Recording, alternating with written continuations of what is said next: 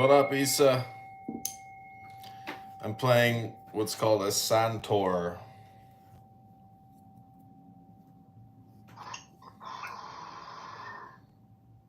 What is that? I'm playing a musical instrument called a Santor. Ah, that's what was making the sound? Yeah. Oh, I see.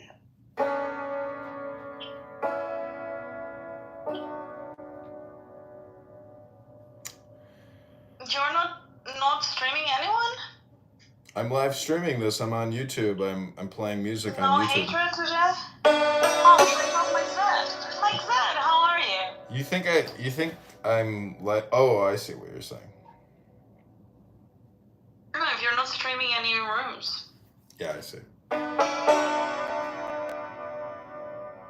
I actually like your rooms. It's like a hideout, because all the people that don't like you, which are the noisy ones, they don't come in here.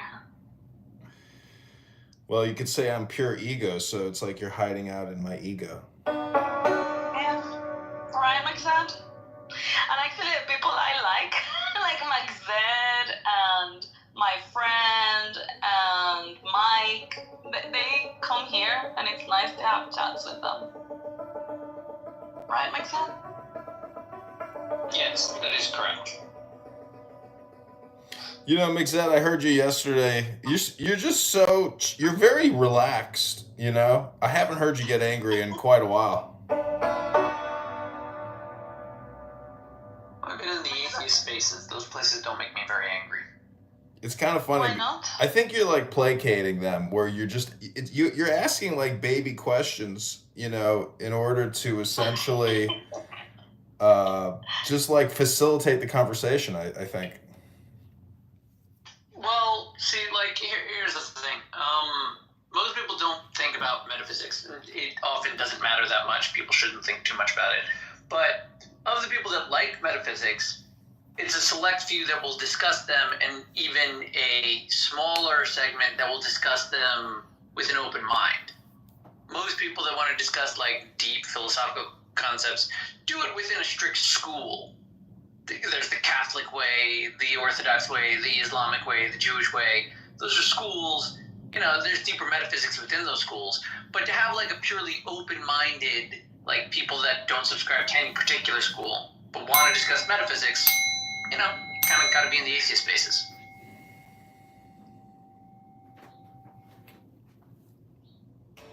Yeah. I mean, I guess my critique is that I don't think they understand your position, meaning that you're having a conversation, but like you don't even seem to have a point in the conversation. It's almost like your point is no point, or maybe I'm projecting. I don't know.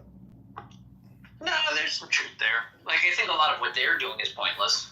I'm just more like listening to them, which, that'd be why you get the sense that I'm placating them. To some degree, like, I do think that, like, all of the theories of philosophies and metaphysics are basically just schools of people. And, like, the atheists just always kind of strike me as a mix between the kindergarten class that refuses to graduate and, like, the smoking nihilists out by the dumpsters. There's some mix between those two groups. And I've always liked those groups. I like kindergarten. I like smoking out behind the dumpsters. I love it how you put it. I like kindergarten. Good. Yeah. Like, they don't get into the deeper... They don't get into deeper metaphysics because they're not committed to one of the schools. Like, they usually try to develop their own... They either try to stay harsh skepticism, don't take any position, and simply reject all the positions asserted. Then they usually develop, if they're interested, and they develop their own position, and then they're limited because they develop their own position. Chances are they got like one modern philosopher with that position, so they haven't seen. There just isn't much literature or commentary to support their position, or where it might contradict with other things they want to do. You're saying? I'm saying that they're trying to follow their own mind, and that's commendable, but they're naturally then hampered by the abilities of their own mind, and maybe like one teacher that they find.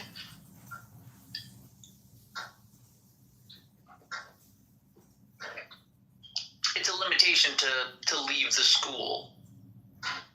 Generational development on consideration of a single topic. I think I get what you're saying, and I'm trying to think that might be what happens to me sometimes.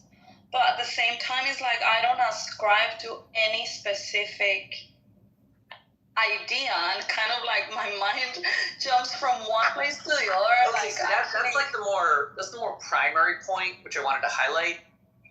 No one needs to think or discuss any of these issues, like, at all. Most, like 99% of people will live a much better life not thinking into the deep metaphysics and underpinnings of reality and morality. They would do much better to simply know, a couple of basics and then how to be good, and they'd be fine. That's really what should be done.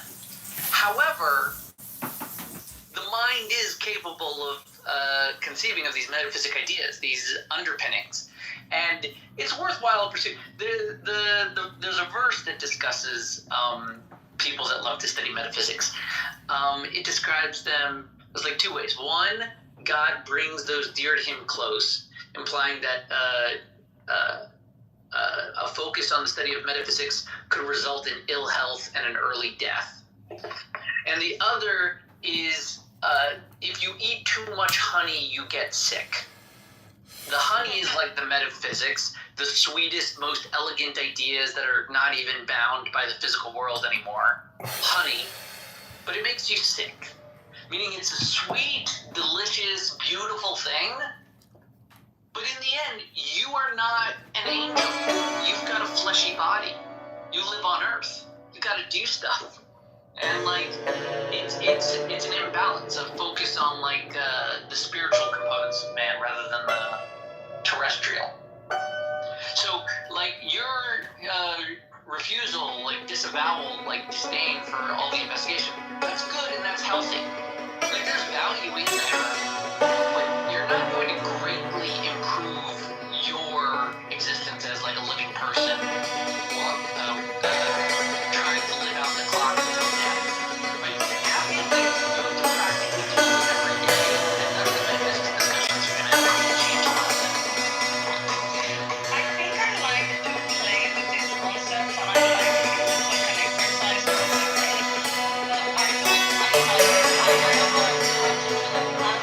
I'm not ready to see an answer when we talk about these type of things. I don't care whether God is a temporal or not a temporal, or it's infinite or finite. Right. Whatever. It's not gonna change my life to say. But to me, it's fun to entertain this kind of intellectual experiment, in your brain, what makes sense. And then I like listening to people coming up with stuff and making sense of it. However, I also notice I don't ascribe to a specific thing, but if you tell me, okay, if we're gonna look at it under Christianity or under the Bible, it's I try to make an effort to understand it under that framework, within that framework. Now, what I saw that they were saying is that he wasn't able to leave his teachings of Islam. He wasn't able to conceptualize something that contradicted that, and that was frustrating. Yeah, it's pretty common. A lot of people, when they investigate other cultures, it's usually through the prism of their own culture.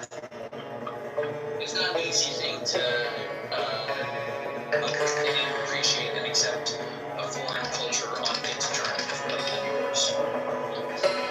And I think that is one of the errors that we have, in the West, when we try to make sense of Islam, and we're trying to understand it within our frameworks or Judaism or Christianity, think that they're the same as well. Right. Well, before,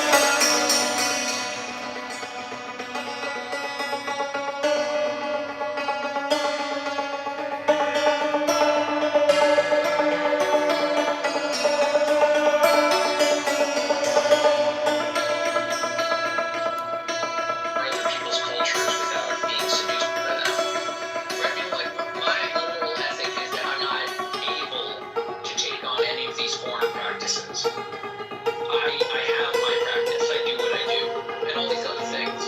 I feel like comfortable exploring them because I already know what my practice is. Yeah, it's not like talking about it will sway you. Not your faith, yeah. Yeah. Every once in a while that comes up. Somebody likes to accuse me of being an atheist. Really? Yeah, a lot of Muslims like to call me an atheist because it's difficult for them to recognize Zionism with religious Jew. Because normally they want to take it to like a modern political stance. So if I was an atheist, then they could just say there was a crime committed in 48. But if they acknowledge that I'm Jewish and religious, they don't really separate the politics from the religion. They do have a religious basis. Exactly. Used to be And there. that is a huge difference. And then it gets complicated because their religious conviction, in their opinion, supersedes mine. Yet they also have innate within their religious opinion that I don't believe that their religious position supersedes mine. It's such a convoluted conversation for them to discuss Zionism with me, a religious Jew. It is, and well, discussing anything with a Muslim, I think it requires mental gymnastics. That's because they have a fascist ideology holding them together like glue. So Yeah. the real book they should be reading is 1984. They need to understand the concept of doublethink. Also, But they're not allowed to. That's the thing. The book forbids them to think outside of the book. Any concept that might put at risk or contradicts anything of the book. People from reading something, that's the easiest way to get them to start reading it. Yeah. But this is the way that they approach everything from the foundation of their religion. And when you hear the imams, like preaching or saying things to them, I've heard some say like, oh, you're so lucky that everything was given to you, so you don't need to go and explore philosophy. You don't need to go and search for the truth because it was given to you. How beautiful is that, they say.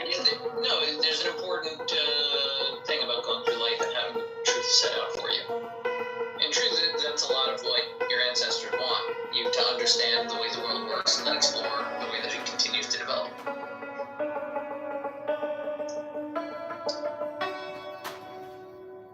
What do you think about fear and trembling? Meaning that the more you know, the more you know, the more you don't know, but also the more you know, because the more you don't know, the fear comes in, or the trembling of God, where it's you have to accept personal responsibility, and you say to yourself, "Oh, geez, I can't be a terrible person because now that I know, or now that I know that I don't know." I mean, it's basically like maturation or maturity. I mean, there's just a lot of. It's not that like.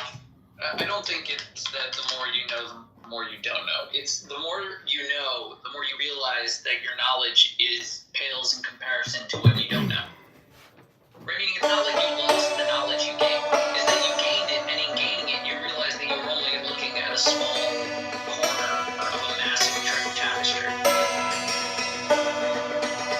And you didn't notice that at first, because at first you just saw everything as blue and green. It looked nice. Then you widened your gaze and saw all of the black and the white. And you realized this was a massive design. That's why the more you know that you know nothing. And then you realize it's all light. White supremacy. There you go. I had a little surgery yesterday with an Everything is light. Yeah. So wait, isn't that the ultimate metaphysic then? And what is light then? Well, light was created on the first day. Vayehi Or. See, the Bible is real. There you go. Well, I mean, it's more than just that. I mean, light as a science. Some conclusion at the end they always have is like, follow the light, go towards the path of truth, the creative force of the universe. There's one creator of all the things, right? That is the simple basics. You can get past it in kindergarten. It's just unpacking what that means. You could spend your whole life. You'll never fully unpack it, which is why it's a super Well, I came up with not an analogy, but an acronym because I came out of a very intense meeting one time, a work meeting, and I said to this coworker, I said, I swear to God, I feel like this is just an anger simulator. And I said, do you know what the first three letters of light means? Lig. And he said, what? I said, let it go. That's what light means. Let it go. And then then I was complaining later on and getting angry. And he's like, hey, buddy, lig, let it go. Let it go. I was like, oh, you're right. Let it go. Let it go. Hey, buddy, lig. let it go. However, terrorize.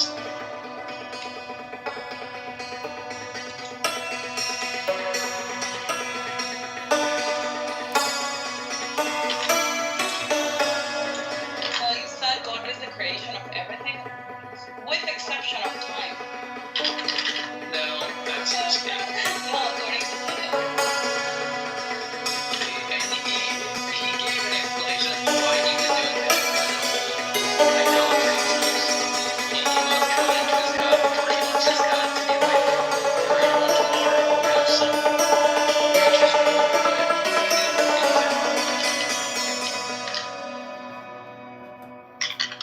Don't you think time is just a compression of the past and the future? that time is just a compression of the past and future. I'm agnostic as to whether or not the past and future exist. Yeah, so I mean, according to us, the now is all there is. And so that's what I'm saying. The past and the future are compression. Thus, part of enlightenment is knowing that time is not even just relative, it doesn't actually exist because there's only this thing called the eternity, infinity, or the now. Could be. Could be the past is a thing. It would also be interesting if the past was a thing, but it doesn't exist the way we've been tracking it, right? We record the past digitally, but existence is only ever analog, right? Our sense of like 12 years ago and 5 years ago based upon the events are all very different, large and in measure. It'd be weird if the past was actually more like organic and fluid than our records indicate. Sequential, digital.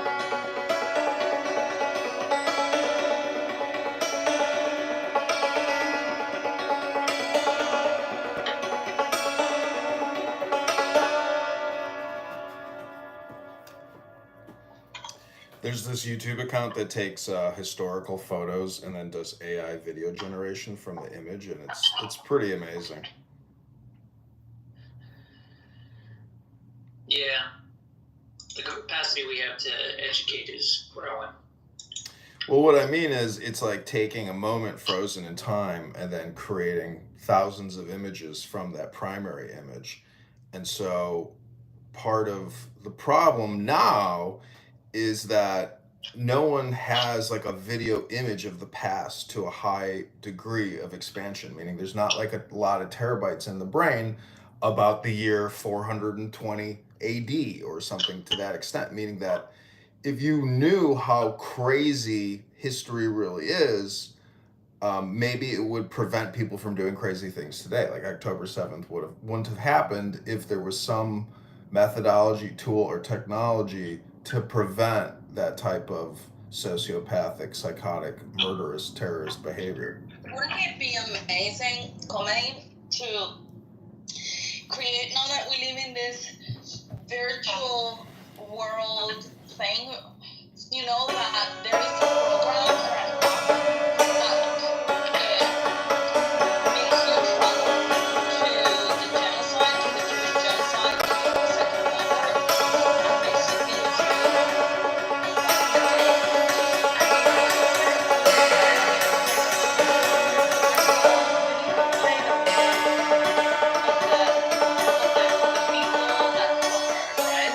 Back in the day, and actually experience, like, see Hitler speak in real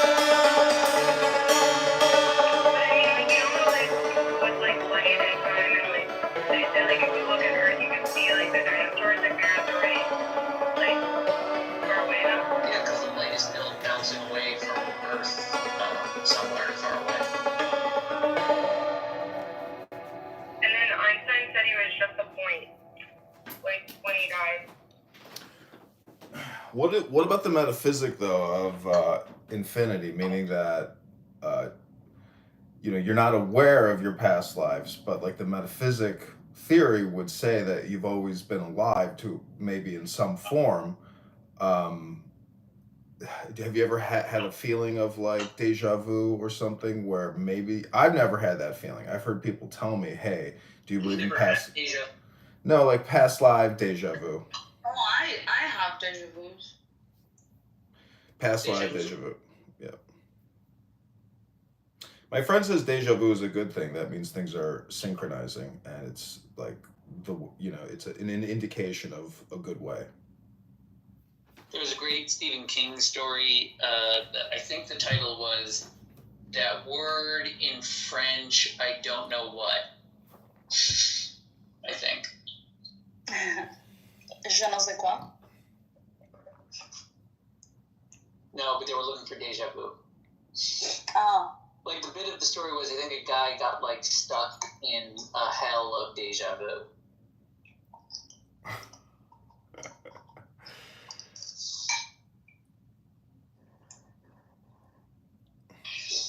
Have you guys ever had like so strong synchronicities that you actually like get scared?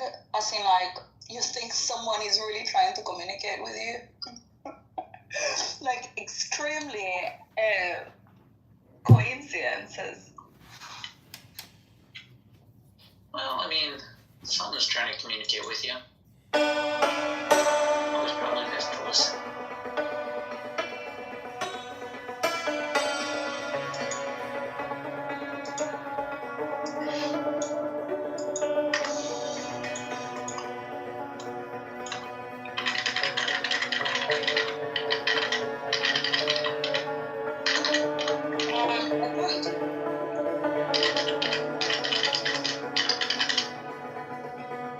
Is Emma there?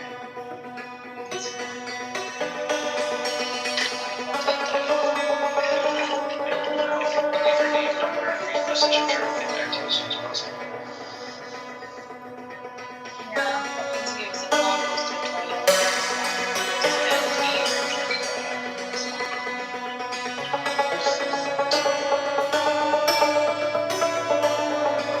Isa, are you going to be in Switzerland this summer? Yes, are you planning to visit? Not Switzerland, but I do plan to be in Italy. If you're willing to come down. Oh, amazing. What are you doing here?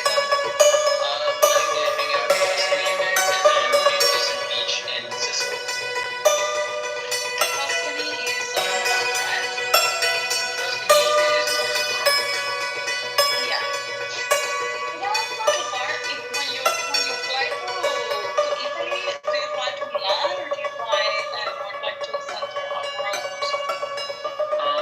I'm not sure where our flight is going to, whether Milan or Rome. We'll have to travel either way, deeper into the interior. But I know I've been to Italy once before, and that time I flew into Milan. Because if you guys fly to Milan, it would be easy for me to go to Milan. It's just a train, like 2 hours. Yeah, we'll probably do it at some point. I also want to visit Venice. Yeah, but that's in the north. Yeah, I mean, not in Italy. well, I mean, like if you guys spend like a day in Milan or so, you could also make a trip to Switzerland. I mean, not too far into Switzerland, but see some parts of Switzerland, and that could also be very nice for the kids. We're gonna be here for we're gonna be there for like a month. Oh wow, that's amazing. Yeah, we'll see how we work it out at the time. Yeah. And there is so much like Italy is amazing, but for the kids, Switzerland I think they would have a lot of fun because it's so green and the cows, and the lakes, and there is so many things to do here like bike riding and I don't know like Don't like paddleboarding. that shit anymore. All they do is They will. iPad, not No,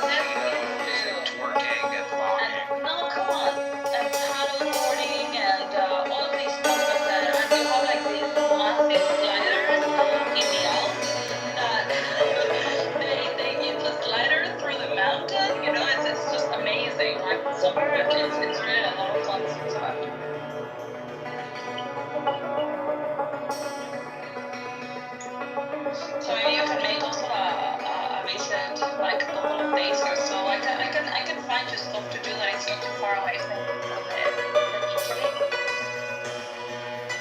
Som kidsglas, så you can evaluate. Yeah. If AI could put an itinerary for a month.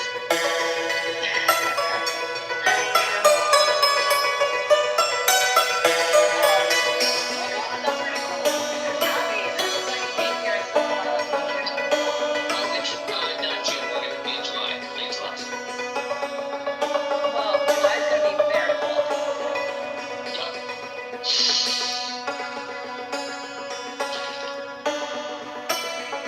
It's a perfect beach. That's our goal. Always likes the beaches. Try to beach out a bit. Does your wife like the beach? She loves the beach. I love that. Well, you should show her the lake beaches. She does like lake beaches, but she doesn't like them as much as the ocean. The ocean, like, wintry, and at least the lakes are usually pretty placid. Not as much fun to swim in. Also, you don't end up as good a beach, usually. Yeah, it's not sandy. It's more rocky. Yeah, it's like rocky, it's dirty, there's wildlife, there's gonna be like parking because there's a whole bunch of people in this lake. Well, it depends on the lake because we were here in Scotland to the glaciers. And it's like, what do you think? That's drinkable water. Right? Fresh clean water. Yeah. That's the water that has vitamin PTSD and people.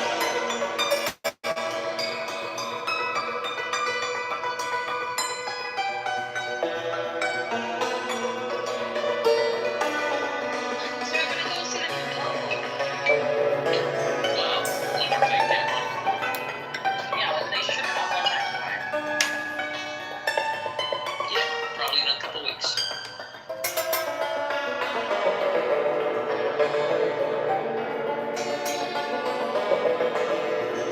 Is it the first time you guys go to Italy? You were like kids? Not like kids, my wife and I have gone once before. Where are you going in Italy? Tuscany, beaches in Sicily. Nice. I went to Florence. Yeah. Enjoyed Florence and Rome. Been to Assisi.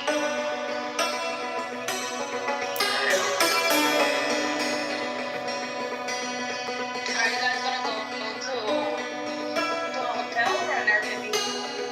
Airbnb. You know, trying to find a place in Tuscany.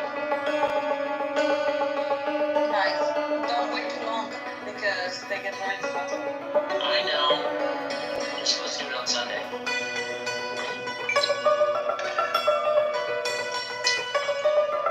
Are you hiring a car? I think so, yeah.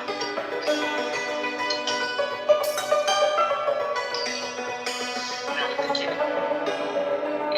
Yeah, running through train stations with 3 How kids. many people are there? Like 3, 4? 3. Like when they're 8?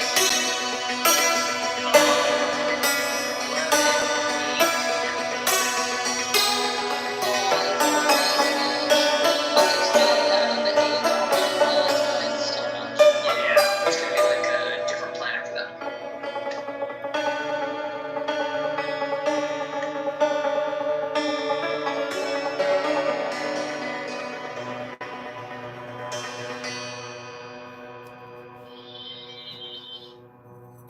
My niece came with my sister when she was 9, so like a year and a half ago, 2 years ago, and she loved it. I mean, like she loved it. The trip to Europe for her, it was like, oh my god, look at that, or oh, this feels different, or look at that food. And I took them to Disney in Paris, Mm-hmm. and she was so happy. Like it was such a beautiful time.